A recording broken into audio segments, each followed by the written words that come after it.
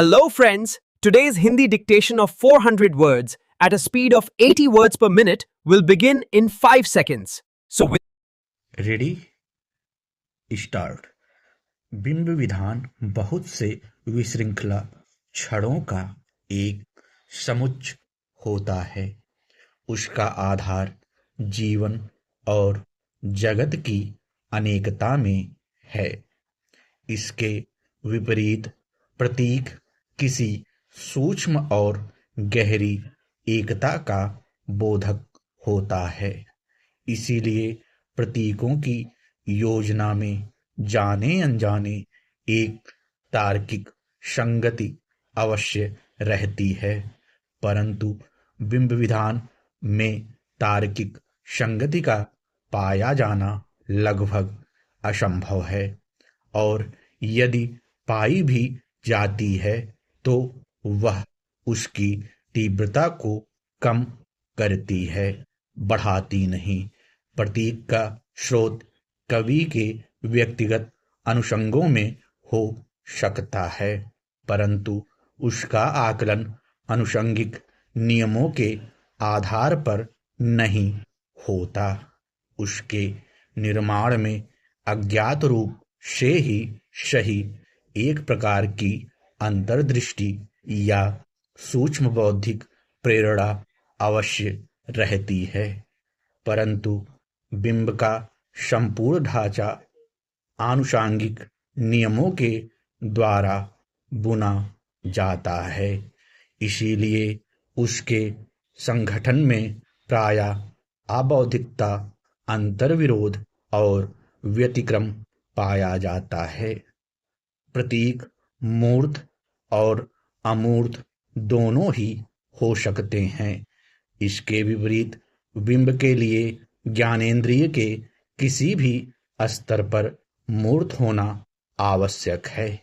यह मूर्तता केवल दृष्टि विषयक ही नहीं होती, नाद, घ्राण और स्वाद परक भी हो सकती है। प्रतीक किसी वस्तु का चित्रांकन नहीं करता, केवल संकेत द्वारा उसकी किसी विशेषता को ध्वनित करता है। इसलिए प्रतीक का ग्रहण संदर्भ से अलग और एकांत रूप से भी संभव हो सकता है, पर बिंब की प्रेषणीयता उसके पूरे संदर्भ के साथ होती है। सौंदर्य किसे कहते हैं? प्रकृति, मानव जीवन तथा ललित कलाओं के आनंददायक गुण का नाम सौंदर्य है। इसकी स्थापना पर आपत्ति यह की जाती है कि कला में कुरूप और असुंदर को भी स्थान मिलता है। दुखांत नाटक देखकर हमें वास्तव में दुख होता है। साहित्य में विभत्स का भी चित्रण होता है। उसे सुंदर कैसे कहा जा सकता है? इस आपत्ति का उत्तर यह है कि कला में कुरूप और असुंदर विवादी स्वरों के समान है, जो राग के रूप को निखारते हैं। विभत्स का चित्रण देखकर हम उससे प्रेम नहीं करने लगते, हम उस कला से प्रेम करते हैं जो हमें विभत्स से घृणा करना सिखाती है।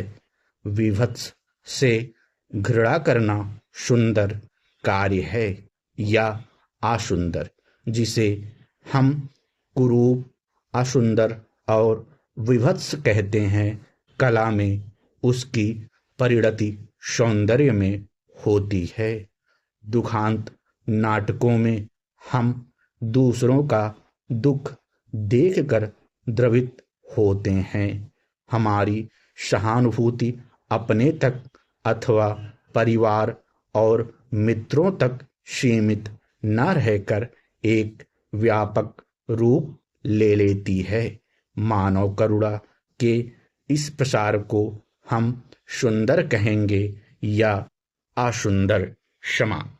Like and subscribe, and don't forget to press the bell icon for more updates.